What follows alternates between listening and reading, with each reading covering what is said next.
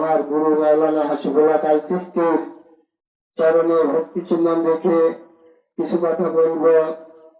আমার কথার ভিতরে যদি কোনো ভুল ত্রুটি হয়ে থাকে আবারও আপনারা ক্ষমা করবেন। জয় গুরু। আজকে বর্তমান প্রচলিত যে ধর্মটা আমরা জন্মের পর থেকে দেখে আসছি এবং দেখতে দেখতে বড় হয়েছি, সেই ধর্মের ভিতরে যে এত ভুল লুকিয়ে আছে আগে কিন্তু বুঝতে পারিনি, জানতে পারিনি। যখনই গুরুর সান্নিধ্যে এসেছি, গুরুর স্মরণাপন্ন হয়েছি, তারপরে আস্তে আস্তে আস্তে আস্তে ভুলগুলা সব এমন ভাবে ধরা পড়ছে। আর ধরা পেল প্রচলিত ধর্ম যেটা চলছে আছে চলছে নবী মুহাম্মদ সাল্লাল্লাহু আলাইহি ওয়াসাল্লামের মৃত্যুর পর থেকে এ পর্যন্ত, সেটা আমি আমার ক্ষুদ্র জ্ঞান দ্বারা আমি যেটুকু দেখেছি উপলব্ধি করেছি তাতে অনেক ভুল, আর এই ভুল পথে মানুষ ধাবিত হয়ে মৃত্যুবরণ করছে। যাই হোক, মানুষ সমস্ত কিছু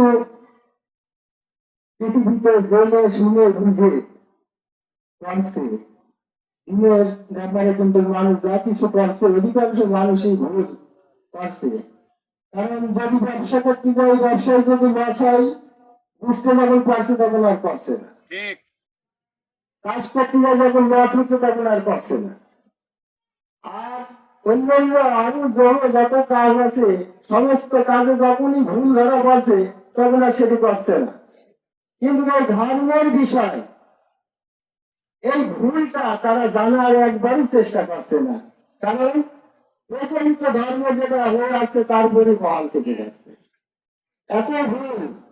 তাই আজকে যদি আমরা কোরআন মাফিক আল্লাহর ইবাদত করি আমরা অবশ্যই ভুলটা দেখতে পাচ্ছি।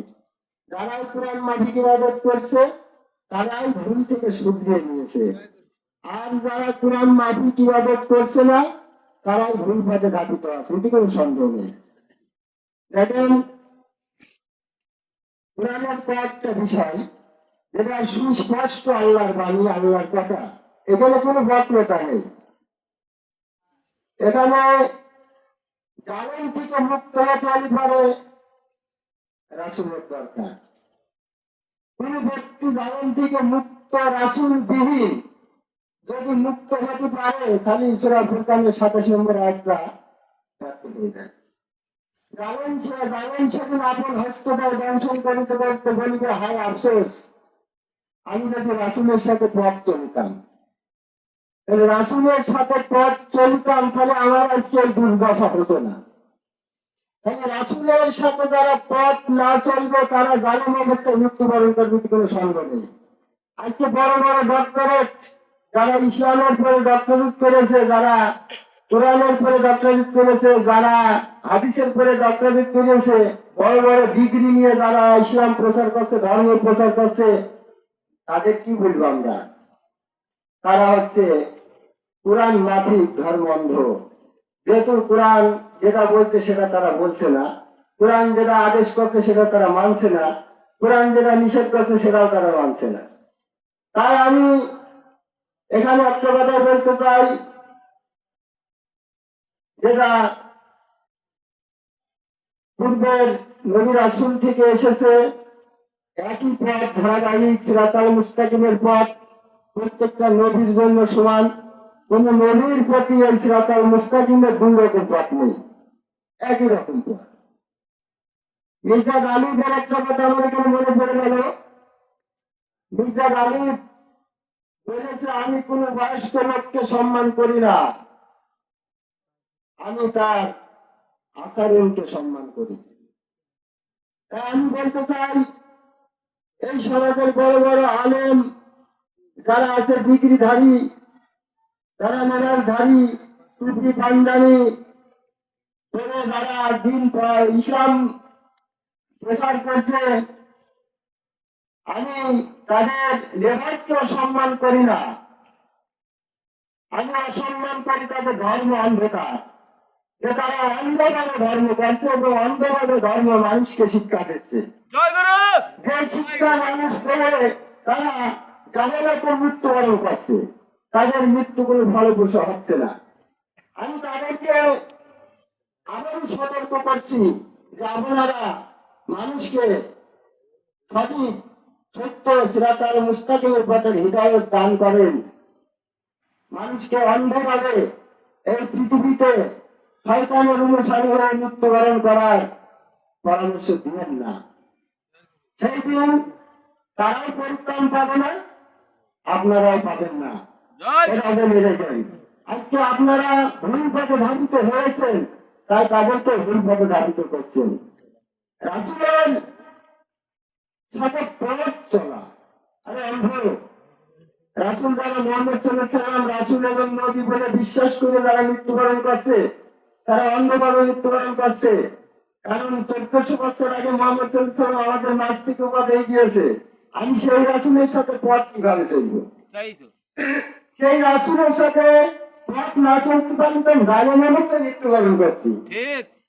এতটুকু ভুল হয় না, এই আয়াতটা তারা পড়ে না। কারণ শয়তান তাদেরকে আবরণ করে গেছে, তারা শয়তান মুক্ত নাই, শয়তান যুক্ত। শয়তান মানুষকে পথভ্রষ্ট করবে। শয়তান ওয়াদা করেছে আল্লাহর কাছে, আল্লাহর সাথে যে ওয়াদা করে সে তো আল্লাহর প্রতিপক্ষ, আল্লাহর সমকক্ষ নয়, কিন্তু আল্লাহর প্রতিপক্ষ। তো না তো সে ওয়াদা করে কি করে, চ্যালেঞ্জ করে কি করে যে আমি তোমার পর্যন্ত তোমার একটা বান্দারও পুষাতে দেবো না। খালি শয়তান চ্যালেঞ্জ করেছে, শয়তান ঠিকই তার চ্যালেঞ্জ পালন করে যাচ্ছে। তাহলে আমরা কেন বুঝি না? সাধারণ মানুষ আজকে বিভ্রান্তিতে পড়ে আছে। এই সাধারণ মানুষ যারা বিভ্রান্তিতে পড়ে আছে, আমি তাদেরকে আবারও সতর্ক করি, আপনারা এখন বর্তমান আমরা যে যুগে পদার্পণ করছি, এই যুগটা ডিজিটাল যুগ, এই যুগটা স্মার্ট যুগ। এই যুগে কারুর কথা আপনি শুনবেন না, যার কথা শুনবেন সেই কথাটা যাচাই করে নেবেন প্রমাণ সহ। বর্তমান যদি আপনার ইবাদত করতে চান, যাচাই করে প্রমাণ করে, কারণ আমি বাবু আমার কথা শুনেন না, আমার রাসূল মাওলানা হাসিবুল্লাহ আল চিশতি ওনার কথা শুনেন না, আপনারা কোরআনের কথা শুনেন। কোরআনের সাথে আমার রাসূল হাসিবুল যদি তার কথা যদি ঠিক থাকে, সঠিক থাকে, তবে আপনি মানতে বাধ্য থাকবেন। যদি না মানেন তাহলে আপনি কাফের হয়ে যাবেন। অস্বীকার করলে কাফের হয়, যথেষ্ট একটা আয়াত অস্বীকার করলে কাফের। যদি সমস্ত আয়াত পালন করার জন্য মুমিন পালন করলে মুমিন হওয়ার জন্য যথেষ্ট, একটা আয়াত অস্বীকার করলে পারে কাফের হওয়ার জন্য যথেষ্ট। তাহলে আজকে দেখেন আপনার রাসূল নেই, বাস্তব রাসূল যা বিশ্বাস করতে পারছেন না, রাসূলের সাথে পথ চলতে পারছেন না।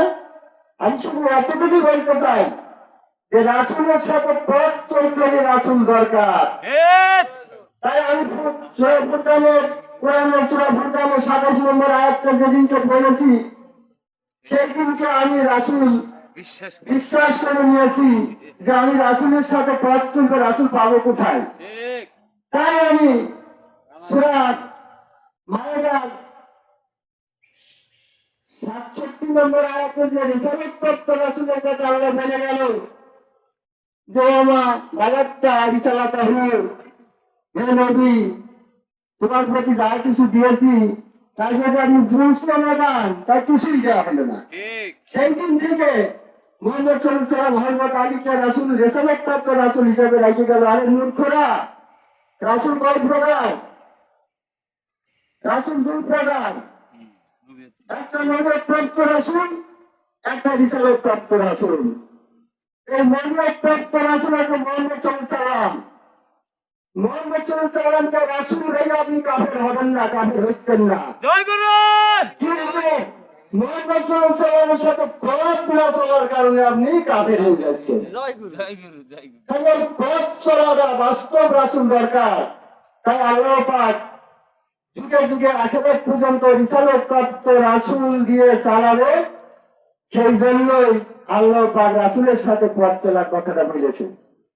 যদি রাসূলের সাথে পথ না চলেন, আপনি জালেম অবস্থায় মৃত্যুবরণ করবেন। জালেমরা কি জান্নাতে যাবে? যাবে না। যারা আজকে জান্নাতের লোভে, জান্নাতের আশায় ইবাদত করছেন, 5 ওয়াক্ত নামাজ করছেন, 1 মাস সিয়াম পালন করছেন, হজে যাচ্ছেন, সমস্ত ভালো কর্ম করছেন, সমস্ত ভালো কর্ম করার পরেও আপনি জালেম অবস্থায় মৃত্যুবরণ করবেন। এটা মাথায় রাখবেন।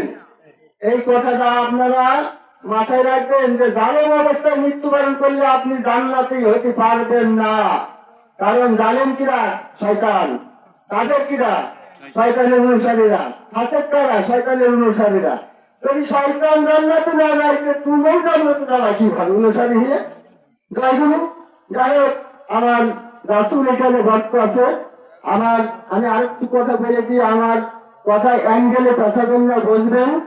কারণ আমার নবী মুহাম্মদ সাল্লাল্লাহু আলাইহি ওয়াসাল্লাম, এটা আমার সন্দেহ নেই। আমার রাসূল মাওলানা হাসিবুল হক আলচিতে বাস্তব রাসূল। বললে আমি ওই নবীর সঙ্গী হবো, এতটুকু মাথায় রাখবেন। জয় গুরু। এবার আমার বক্তব্য আমি শেষ করলাম।